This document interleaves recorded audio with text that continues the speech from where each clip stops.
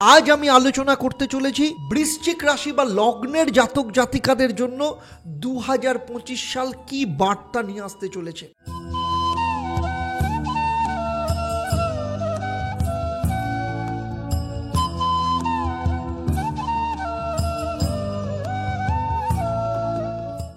নমস্কার, আমি আচার্য দেবদত্ত। অ্যাস্ট্রোনমা আচার্য Debdutta Facebook page এবং ইউটিউব চ্যানেলে আপনাদের সবাইকে স্বাগত জানাই। সেই সাথে জানাই 2025 সালে হ্যাপি নিউ ইয়ার। 2024 সাল অবধি আপনাদের জীবনের যা কিছু দুঃখ, কষ্ট, ব্যথা, বেদনা সমস্ত কিছুকে পেছনে ফেলে 2025 সাল যেন আপনাদের জীবনে ভরে উঠুক খুশির বার্তা, আনন্দের বার্তা এবং অন্ধকার থেকে আলোর পথে যাত্রা। 2025 আপনাদের জীবনের সমস্ত আশা আকাঙ্ক্ষা, আপনাদের জীবনের সফলতা নিয়ে আসুক।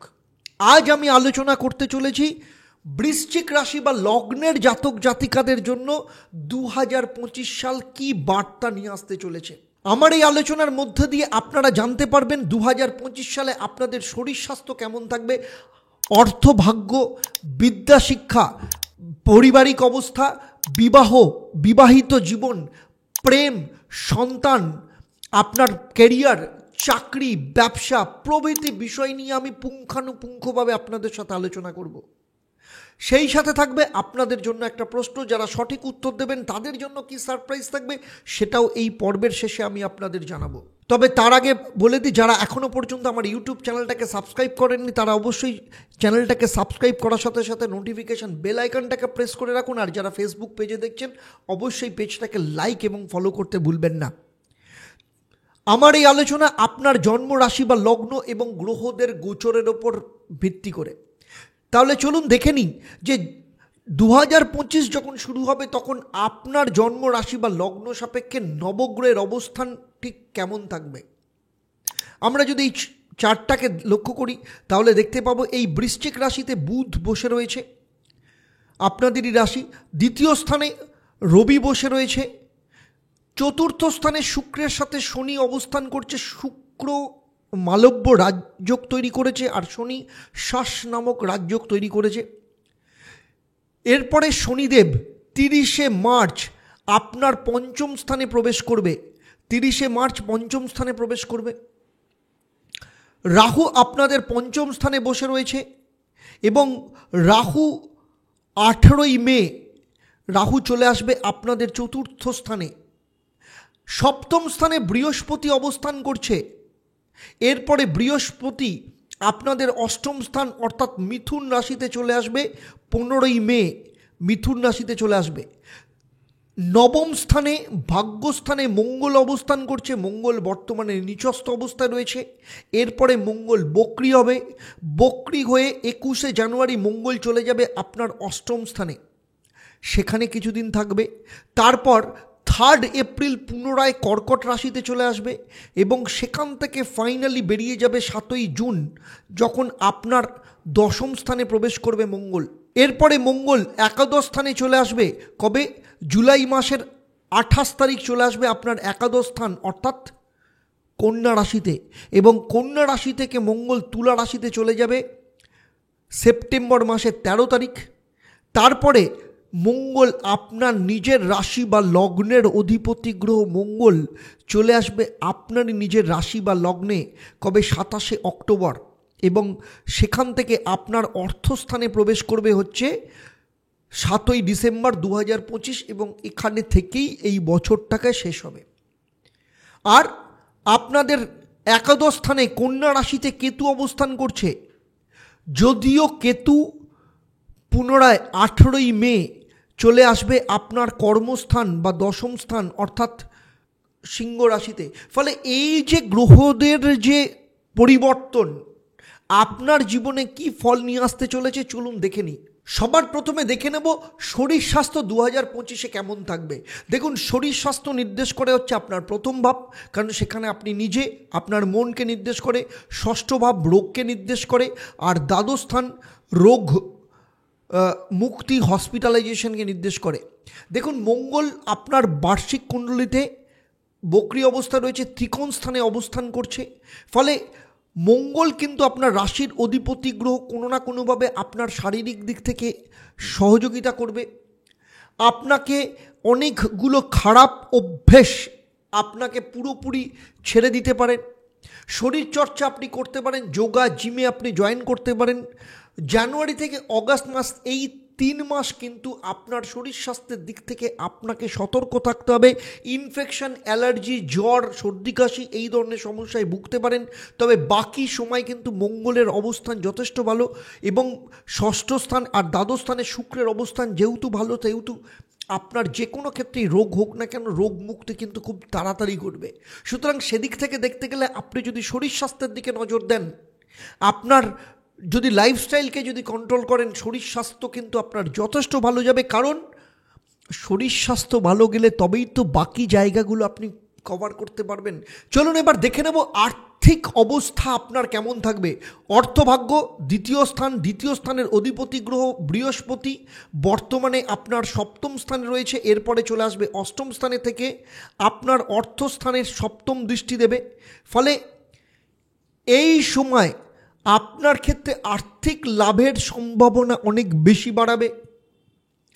সরকারি কোনো কাজকর্মের সাথে বা প্রজেক্টের সাথে যদি যুক্ত থাকেন, সেখান থেকেও কিন্তু যথেষ্ট লাভ পাবেন। সরকারি কোনো লাকি ড্রয়ের মাধ্যমে আপনার আর্থিক লাভ হতে পারে 2025-এ।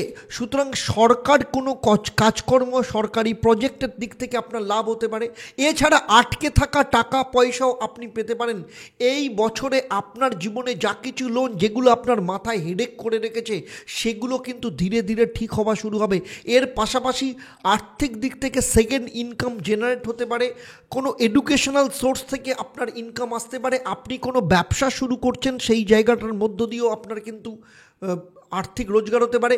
কোনো সম্পত্তি ক্রয় বিক্রয়ের মধ্য দিয়েও কিন্তু আর্থিক রোজগার হওয়ার সম্ভাবনা রয়েছে। সুতরাং আর্থিক দিক থেকে কিন্তু আপনার যথেষ্ট ভালো যেতে চলেছে। এরপরে চলে আসবো আপনার পারিবারিক ভাগ্য কেমন থাকবে। দেখুন, চতুর্থ স্থানের অধিপতি গ্রহ শনি, সে নিজেই নিজের ঘরে বসে আছে। ফলে পারিবারিক দিক থেকে দেখতে গেলে চতুর্থ স্থানে শুক্র মালব্য রাজযোগ তৈরি করেছে। ফলে পারিবারিক সুখ আপনি যথেষ্ট পরিমাণে পাবেন। আপনার পরিবারে কোনো মাঙ্গলিক কাজ হতে পারে, বিশেষ করে ফেব্রুয়ারি থেকে নভেম্বরের মধ্যে। এর পাশাপাশি এই সময় কোনো গাড়ি কেনার যোগ দেখতে পাওয়া যাচ্ছে। ঘরের কোনো কাজ, রেনোভেশন বা ইন্টেরিয়ারের কাজ করতে পারেন, এরকম সম্ভাবনা রয়েছে। পারিবারিক সাপোর্ট এই সময় যথেষ্ট পরিমাণে পাবেন। সেই সাথে মায়ের সাপোর্ট পাবেন। তবে মায়ের জয়েন্ট পেন ওরিয়েন্টেড যদি কোনো সমস্যা থাকে, লিভার কোনো সমস্যা থাকে, সেই ধরনের সমস্যায় ভোগার সম্ভাবনা রয়েছে। তবে সার্বিক দিক থেকে পারিবারিক ভাগ্য যথেষ্ট ভালো রয়েছে। এরপরে চলে আসবো সন্তান ভাগ্য। পঞ্চম স্থান সন্তানকে নির্দেশ করে। পঞ্চম স্থানের অধিপতি গ্রহ বৃহস্পতি সপ্তম স্থানে রয়েছে। সন্তানের দিক থেকে খুব ভালো খবর আসবে। বিশেষ করে আপনার সন্তানের বয়স যদি 18 বছর উপরে থাকে, তাহলে কেরিয়ারের জন্য তাকে পরিবারের থেকে দূরে চলে যেতে হতে পারে। আর যার আপনার সন্তানের বয়স যদি 18 বছরের নিচে হয়, তাহলে পড়াশোনার ক্ষেত্রে কিন্তু যথেষ্ট ভালো যোগ দেখতে পাওয়া যাচ্ছে। তবে একটা কথা মাথায় রাখতে হবে, আপনার সন্তান কোনো ভিড় জায়গায় যদি যায়, সেখানে কোনো বস্তু চুরি হতে পারে, এই রকম কিন্তু সম্ভাবনা ভীষণভাবে রয়েছে। পঞ্চম স্থানে যেহেতু রাহু অবস্থান করছে, এবং তার ফলে শেয়ার মার্কেট, লটারির মাধ্যমেও কিন্তু কোনো না কোনো ক্ষেত্রে রোজগার আসার সম্ভাবনা রয়েছে। তবে একটা কথা মাথা রাখবেন, সন্তান সম্পর্কিত বিষয়ে তৃতীয় কোনো ব্যক্তির কথায় কান দেবেন না, তাতে কিন্তু ক্ষতি হতে পারে। সেই জায়গাটা ভীষণভাবে রয়েছে। আর যাদের সন্তান হয়নি, তাদের ক্ষেত্রে সন্তান হবার প্রবল যোগ রয়েছে। বিশেষ করে 18ই মের পর, যখন কুম্ভ রাশি ত্যাগ করে রাহু যখন চতুর্থ স্থানে আসবে, সেই সময় সন্তান প্রাপ্তির যোগকে কিন্তু ভীষণভাবে বাড়াবে। এরপরে আসবো স্টুডেন্টদের ক্ষেত্রে কেমন যাবে বিদ্যাশিক্ষা। দেখুন, প্রাথমিক শিক্ষা অর্থাৎ প্রাথমিক স্কুল শিক্ষা ক্লাস 10 অবধি চতুর্থ স্থানকে নির্দেশ করে, 12 থেকে পঞ্চম স্থান নির্দেশ করে। আর উচ্চ শিক্ষা কিন্তু নবম স্থান নির্দেশ করে। এখানে চতুর্থ স্থানের অধিপতি গ্রহ শনি, সে নিজের ঘরে বসে আছে। শুক্রের সাথে মালব্য রাজযোগ তৈরি করেছে। প্রাথমিক শিক্ষার দিক থেকে দেখতে গেলে এই সময় স্টুডেন্টদের ক্ষেত্রে যথেষ্ট ভালো যাবে, কারণ শুক্র এবং শনি দুজনেই কিন্তু যথেষ্ট শুভ অবস্থায় রয়েছে। পড়াশোনার ক্ষেত্রে যথেষ্ট ভালো যোগ দেখতে পাওয়া যাচ্ছে। বিশেষ করে যাদের ম্যাথ বা সায়েন্স নিয়ে উইকনেস ছিল সেইখানে সেই উইকনেসকে কাটিয়ে উঠতে পারবে এবং খুব ভালো টিচারের সংস্পর্শে আসার ফলে বিদ্যা শিক্ষার ক্ষেত্রে উন্নতির যোগ ভীষণভাবে দেখতে পাওয়া যাচ্ছে। ফলে পুরো 2025 সাল যারা ক্লাস 10 অবধি পড়াশোনা করে তাদের রেজাল্ট থেকে আরম্ভ করে পড়াশোনার জায়গা কিন্তু যথেষ্ট ভালো যেতে চলেছে। তবে 18 তারিখের পর 18ই মের পর রাহু যখন চতুর্থ স্থানে আসবে এই সময় কিন্তু আপনার সন্তানকে কিন্তু তার বন্ধুবান্ধব সে কোথায় মিশছে কার সাথে যাচ্ছে সেই ব্যাপারে কিন্তু একটু খেয়াল রাখতে হবে। এবং সবথেকে বড় কথা হচ্ছে এই সময় কিন্তু কোনো রিলেশনের মধ্যে জড়িয়ে পড়তে পারে, যে কারণের জন্য পড়াশোনার ক্ষেত্রে কিছুটা ক্ষতি হবার সম্ভাবনা রয়েছে।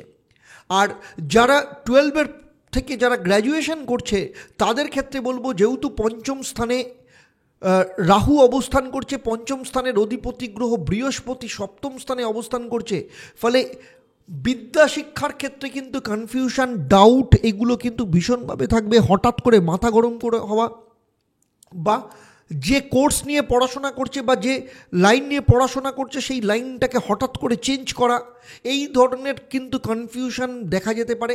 প্লাস যদি ক্যারিয়ারের দিক থেকে চিন্তা করে ক্যারিয়ারের দিক থেকে কোনো না কোনো সমস্যা আসতে পারে। তবে সপ্তম স্থানে বৃহস্পতি যতদিন থাকবে মানে 15ই মে অবধি কারোর না কারোর সাপোর্ট কিন্তু ভীষণভাবে পাবে। তবে 15ই মের পর বৃহস্পতি যখন অষ্টম স্থানে প্রবেশ করবে এবং রাহু যখন চতুর্থ স্থানে যাবে এই সময় কিন্তু পড়াশোনার ক্ষেত্রে কিছু বাধা আসার সম্ভাবনা রয়েছে।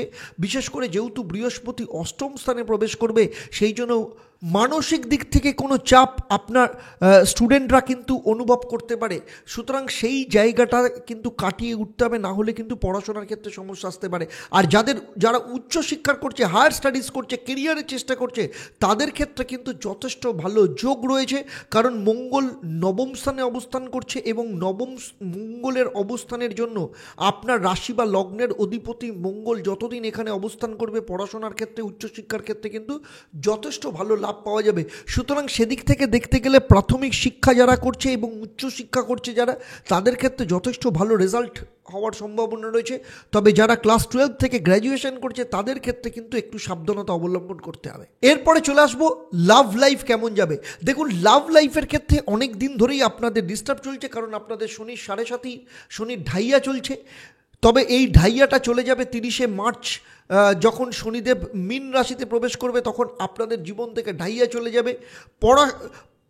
লাভ রিলেশন ক্ষেত্রে যা কিছু সমস্যা ছিল 18ই মের পর কিন্তু সমস্ত কিছু ঠিক হয়ে যাবে, কারণ রাহু আপনার চতুর্থ স্থানে চলে আসবে। পঞ্চম স্থান যখন ত্যাগ করবে তখন আপনাদের লাভ রিলেশনের ক্ষেত্রে যথেষ্ট ভালো যোগ দেখতে পাওয়া যাবে। এবং সবথেকে বড় কথা হচ্ছে এই যাদের ক্ষেত্রে প্রেম নেই বা পুরনো প্রেম আপনাদের জীবনে ফেরত আসতে পারে, বা কোনো ভুল বোঝাবুঝির কারণে দুজনের মধ্যে সম্পর্ক ছেদ হয়ে গেছিলো, ব্রেকআপ হয়ে গেছিল, সেক্ষেত্রে 18ই মের পর আবার সম্পর্ক পুনরায় জোড়া লাগতে পারে, এরকম যোগ কিন্তু দেখতে পাওয়া যাচ্ছে। সুতরাং 18ই মের পর আপনাদের লাভ লাইফ কিন্তু যথেষ্ট ভালো যেতে চলেছে। এরপরে আসবো বিবাহ ও বিবাহিত জীবনের ক্ষেত্রে। বিবাহ ও বিবাহিত জীবনের ক্ষেত্রে বলবো সপ্তম স্থান বিবাহ ও বিবাহিত জীবনকে নির্দেশ করে। সপ্তম স্থানের অধিপতি গ্রহ শুক্র, সে মালব্য রাজযোগ তৈরি করেছে, সপ্তমে বৃহস্পতি অবস্থান করছে। ফলে এখনও পর্যন্ত যাদের বিয়ে হয়নি সেই সব ব্যক্তিদের কিন্তু বিয়ের যোগ আসতে চলেছে। আপনার সপ্তম স্থানে বৃহস্পতি বক্রী হওয়ার ফলে যারা এখনও পর্যন্ত বিয়ে করেননি তাদের জন্য যেমন ভালো বিয়ের যোগ রয়েছে, আর যারা অলরেডি বিবাহিত তাদের সন্তানের ক্ষেত্রে কোনো সুখবর আসতে পারে। এর সাথে আপনার স্বামী বা স্ত্রী তার কেরিয়ারের দিক থেকে কোনো উন্নতি আসতে পারে, তার কেরিয়ারে কোনো পদোন্নতি হতে পারে, তার উপরে কোনো রেসপন্সিবিলিটি কর্মক্ষেত্রে আসতে পারে। আপনি আপনার স্বামী বা স্ত্রীর সাথে কোনো ধর্মীয় স্থানে যাত্রা করতে পারেন, নদী পাহাড়ে কোথাও ঘুরতে যেতে পারেন, এমনকি বিদেশ যাত্রারও কোনো সুযোগ আসতে পারে, এরকম যোগ এখানে দেখতে পাওয়া যাচ্ছে। সুতরাং দাম্পত্য জীবন কিন্তু যথেষ্ট ভালো যাবে। এরপরে চলে আসবো কর্মভাগ্য। কর্মস্থান নির্দেশ করে হচ্ছে দশম স্থান এবং চাকরি নির্দেশ করে হচ্ছে ষষ্ঠ স্থান, আর ব্যবসা নির্দেশ করে হচ্ছে সপ্তম স্থান। সুতরাং কর্মের প্রকৃতির দিক থেকে দেখতে গেলে রবির অবস্থান যথেষ্ট ভালো, ফলে কর্মের দিক দিক থেকে যথেষ্ট ভালো রয়েছে। যারা কেরিয়ার তৈরি করতে চলেছে তাদের ক্ষেত্রে কেরিয়ারের যোগ আসবে। যারা চাকরির নিয়মিতভাবে ইন্টারভিউ দিচ্ছেন, চাকরির পরীক্ষা দিচ্ছে, তাদের ক্ষেত্রে চাকরির সুযোগ এই বছরে যথেষ্ট পরিমাণে দেখতে পাওয়া যাবে। কারণ মঙ্গল কিন্তু আপনার ত্রিকোণভাবে অবস্থান করবে। এরপরে মঙ্গলের অবস্থান, মঙ্গল যখন বক্রিয় অষ্টম স্থানে আসবে, তারপরে মঙ্গল দশম স্থান কর্মস্থানে প্রবেশ করবে। ফলে সারা বছর কিন্তু কেরিয়ারের দিক থেকে যথেষ্ট ভালো যেতে চলেছে। বিশেষ করে চাকরি প্রাপ্তি, চাকরি চেঞ্জ করা, নতুন চাকরি পাওয়া, চাকরির জন্য স্থান পরিবর্তন করা, এই সবের দিক থেকে যথেষ্ট ভালো যোগ রয়েছে। আর যারা চাকরি করছেন তাদের ক্ষেত্রেও কিন্তু এই বছরে পদোন্নতি বা প্রমোশন, এমনকি বিদেশ যাত্রার ক্ষেত্রেও কিন্তু যথেষ্ট যোগ রয়েছে। আপনার অফিসের বস কিংবা আপনার ম্যানেজমেন্ট আপনাকে সাপোর্ট করবে, কোনো প্রজেক্ট দিতে পারে যে কারণে আপনি বিদেশ যেতে পারেন। আর যারা ব্যবসা করছেন তাদের ক্ষেত্রে বলবো, এই বছর ব্যবসার ক্ষেত্রে আপনাদের আপস অ্যান্ড ডাউনস কিছুটা যেতে পারে। কারণ সপ্তম স্থানে বৃহস্পতি রয়েছে, সপ্তম স্থানের অধিপতি গ্রহ, যদিও শুক্র চতুর্থ স্থানে শনির সাথে অবস্থান করছে, কিন্তু শুক্র রাহু চলে আসবে আপনার 18ই মের পর। আপনার চতুর্থ স্থানে শুক্রের সাথে যুক্ত হবে, শুক্র পরিবর্তন করবে। বৃহস্পতি এরপরে অষ্টম স্থানে চলে আসবে। ফলে কোথাও না কোথাও আপস অ্যান্ড ডাউনস আসতে পারে। তবে সার্বিকভাবে যদি দেখা যায়, ব্যবসার ক্ষেত্রে স্টেবিলিটি আসবে, ব্যবসার গ্রোথ আসবে। কিন্তু যেটার ব্যাপারে আপনাকে খেয়াল রাখতে হবে সেটা হচ্ছে কারোর সাথে ঝুট ঝামেলায় জড়াবেন না। কোনো ক্লায়েন্ট হোক বা মহাজন হোক, কারোর সাথে কোনো রকমভাবে ঝামেলা করবেন না, যাতে আপনার হাত থেকে কোনো ক্লায়েন্ট ছিটকে না যায়। দ্বিতীয় কথা যেটা, সেটা হচ্ছে অহেতুক খরচার থেকে আপনি কন্ট্রোল করুন। যেসব ব্যবসার ক্ষেত্রে যেসব জায়গাগুলো অহেতুক খরচার কারণে সমস্যা তৈরি হচ্ছে সেগুলো, ফলে ব্যবসার ক্ষেত্রে অডিট করুন, করে দেখুন কোথায় কোথায় আপনার ফালতু খরচা হচ্ছে, সেগুলোকে কন্ট্রোল রাখুন। এরপরে ব্যবসার ওপর নজর দিন, ব্যবসা আপনার অত্যন্ত ভালো যাবে। কারণ পুরো সাপোর্ট, ভাগ্যের সাপোর্ট ব্যবসার সাথে যথেষ্ট পরিমাণে পাবেন। এতক্ষণ আমি বৃশ্চিক রাশি বা লগ্ন নিয়ে যে আলোচনা করলাম, আপনাদের কেমন লাগলো অবশ্যই আমাকে কমেন্ট করে জানাবেন। কারণ আপনার একটা কমেন্ট আমার কাছে কিন্তু ভীষণ ইম্পর্টেন্ট। যদি ভালো লাগে তাহলে অবশ্যই ভিডিওটাকে শেয়ার করবেন, কারণ আপনার একটা শেয়ারের মাধ্যমে প্রচুর মানুষকেও দেখার সুযোগ পেয়ে যাবে।